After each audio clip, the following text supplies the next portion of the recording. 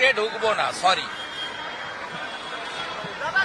আমি মুখ্যমন্ত্রী সিপি যাওয়াটাকে মনে করি অনৈতিক, অসাংবিধানিক।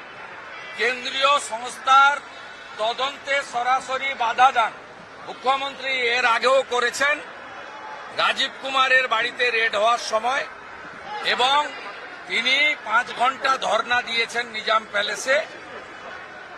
আপনার যখন ফিরাদ হাকিম সহ বেশ কয়েকজনকে গ্রেপ্তার করেছিল, এরা মুখ্যমন্ত্রীর অভ্যাসের মধ্যে পড়ে।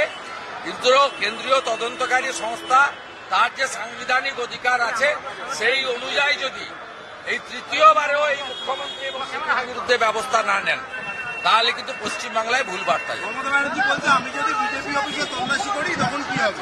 মমতা ব্যানার্জি বলছেন আইপ্যাক কি পার্টি অফিস নেই?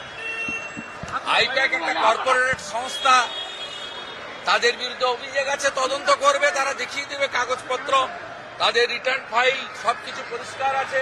পরিষ্কার থাকলে তো সবার অফিস বাড়ি তল্লাশির পরে তো গ্রেপ্তার হয়, এমন তো নয়। ফেস করবে। মুখ্যমন্ত্রী তো আমার বাড়িতে সিআইডি পাঠিয়েছিলেন। ভারতর একমাত্র পরীক্ষিত বায়োসার পৃথ্বী প্রো মাটিକୁ ରଖେ ସୁସ୍ଥ, ଦିଏ ନୂଆ ଜୀବନ। ଧାନ, ପନିପରିବା ଓ ଡାଲି ଜାତୀୟ ଫସଲ ପାଇଁ ଲାଭଦାୟକ, ଅମଳ ବଢ଼ାଏ, ରୋଗ କମାଏ। ଆଜି ହିଁ ଜମିରେ ପ୍ରୟୋଗ କରନ୍ତୁ। ଯୋଗାଯୋଗ ପାଇଁ 9937054201 ନମ୍ବରକୁ ଡାଏଲ କରନ୍ତୁ। ଆମ ସହ ଯୋଡ଼ି ହେବା ପାଇଁ ଆମକୁ ଲାଇକ୍, ଫଲୋ ଓ ସବସ୍କ୍ରାଇବ୍ କରନ୍ତୁ।